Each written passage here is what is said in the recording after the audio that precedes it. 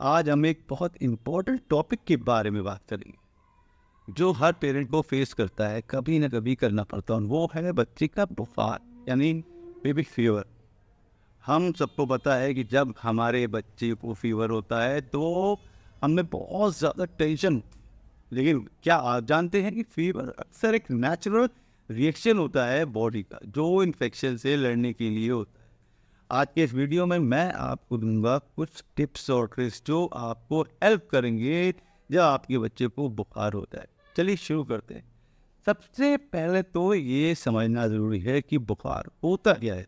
जब बॉडी का temperature normal से ज़्यादा हो जाता है, यूजुअली 100.4 डिग्री फ़ारेनहाइट या 38 डिग्री सेंटीग्रेड से ऊपर, तो उसे फीवर कहा जाता है। बच्चों में ये एक नॉर्मल रिएक्शन है जब उनमें इम्यून सिस्टम को लगता है कोई इन्फेक्शन या बैक्टीरिया उनकी बॉडी में घुस आए। इसका मतलब है कि उनकी बॉडी उन इन्फेक्शन से फाइट कर रही है। फीवर का मेन कॉज वायरल या बैक्टीरियल इन्फेक्शन होता है, जैसे कि कोल्ड हो गया, फ्लू या ईयर इन्फेक्शन हो गया।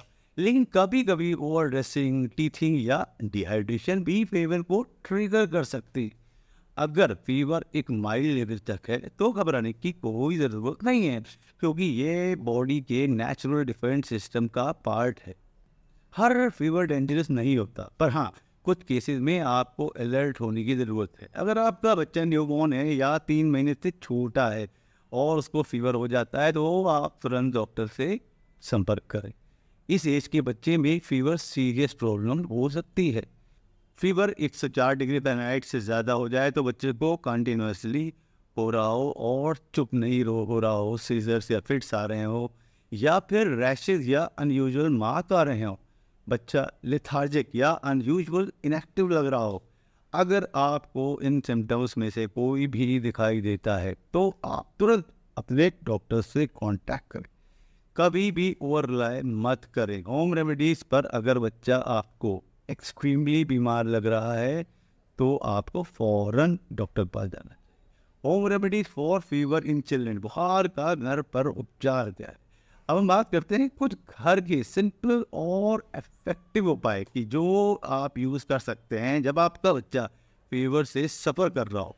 ध्यान रखिए कि अगर फीवर सीवियर है तो या कुछ सीरियस लग रहा है तो डॉक्टर के पास ज़्यादा ज़रूरी, लेकिन माइल्ड फीवर के लिए ये टिप्स आपको काफ़ी इफेक्टिव हो सकती हैं। तो चलिए हम बात करते हैं कुछ टिप्स की। नंबर 1 है गीले कपड़े से पोंछना, स्पंजिंग।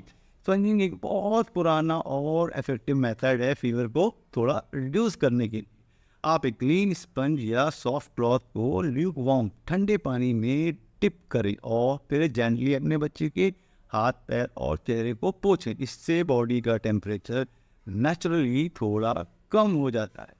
इसके बाद है आपका ज़्यादा पानी पिलाना। बुखार के दौरान डिहाइड्रेशन का एक बड़ी प्रॉब्लम हो सकती है, इसलिए इंश्योर करें कि आपका बच्चा बहुत सारे फ्लूइड्स ले रहा हो। पानी के अलावा आप उसे कोकोनट वाटर दे सकते हैं, ओरल सॉल्यूशन दे सकते हैं, ओआरएस दे सकते हैं या पेयर सूप भी दे सकते हैं। अगर बच्चा छोटा है तो ब्रेस्ट मिल्क या फॉर्मूला मिल्क कंटिन्यू करें। ये ज़रूरी है क्योंकि फीवर में बॉडी को ज़्यादा हाइड्रेशन की ज़रूरत होती है। इसके बाद बात करें तो कंफर्टेबल ड्रेसिंग। जब बच्चा फीवर में होता है तो उनके हल्के और कंफर्टेबल कपड़े पहनने चाहिए, थोड़े बहुत हल्के। ओवर ड्रेसिंग या एक्सेसिव लेयरिंग से बच्चा टेम्परेचर और बच्चे का बढ़ सकता है। तो try to keep the room well ventilated, हवा ठंडी हवा आसपास निकल जाए, अच्छा माहौल, घुटा हुआ न लगे। इसके बाद करें हल्का गर्म पानी से नहला दें। कभी कभी हल्के गर्म पानी से बात कराना फीवर को नेचुरली रिड्यूस करने में बहुत ज़्यादा मदद करता है। याद रखें, पानी ज़्यादा ठंडा नहीं होना चाहिए क्योंकि वो बच्चे की बॉडी को शॉक कर सकता है। इसके बाद बात करें तो रेस्ट यानी आराम बहुत ज़रूरी है। अगर बच्चा रेस्ट करे तो उनके बॉडी नेचुरली फीवर को फाइट कर पाएगा।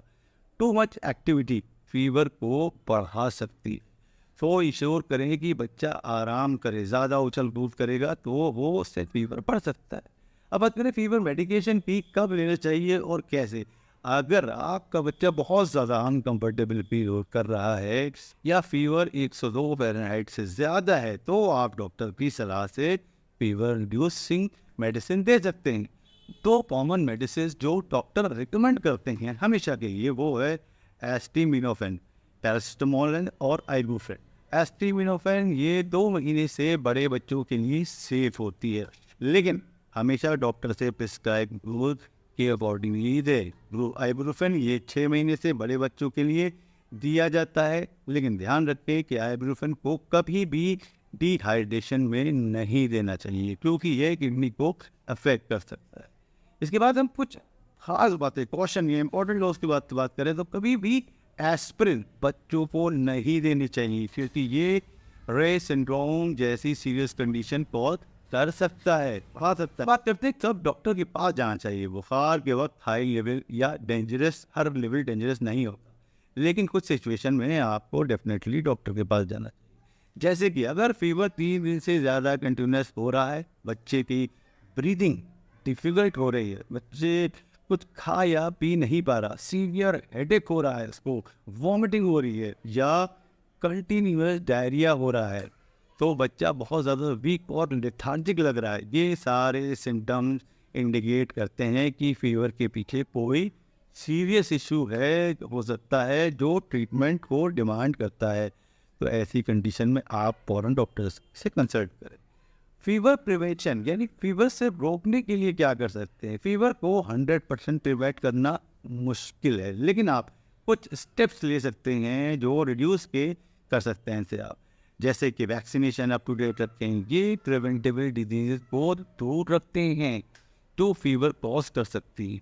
इसके अलावा आप गुड हाइजीन हैबिट्स सिखाएं, जैसे कि रेगुलर हैंड वॉशिंग, ये वायरल और बैक्टीरियल इन्फेक्शंस को प्रिवेंट करता है और आपके बच्चों को बचाता है। इसके बाद है हेल्दी डाइट और रेगुलर एक्सरसाइज, बच्चे के इम्यून सिस्टम को स्ट्रॉन्ग बनाता है, मदद करता है इसकी, जो इनकी इन्फेक्शन से फाइट करने में इसकी हेल्प करता है। तो दोस्तों ये थे कुछ यूजफुल टिप्स जो आप अपने बच्चों को बुखार के टाइम यूज़ कर सकते हैं। रिमेंबर, थोड़ा और फीवर कभी कभी नॉर्मल होता है और बॉडी के लिए हेल्दी भी होता है। मैं रिपीट करूँगा, थोड़ा बहुत फीवर बॉडी के लिए हेल्दी भी होता है, लेकिन अगर आपको कभी लगे कि सिचुएशन कंट्रोल से बाहर जा रही है तो हमेशा अपने डॉक्टर से कंसल्ट करें। अपने बच्चों का ख्याल रखें, उनको हाइड्रेटेड और कंफर्टेबल रखें। और अगर आपको ये वीडियो हेल्पफुल लगा है तो वीडियो को लाइक करें और इस पेरेंट्स को और आप इस चैनल को तो ज़रूर सब्सक्राइब करें। Thank you, bye.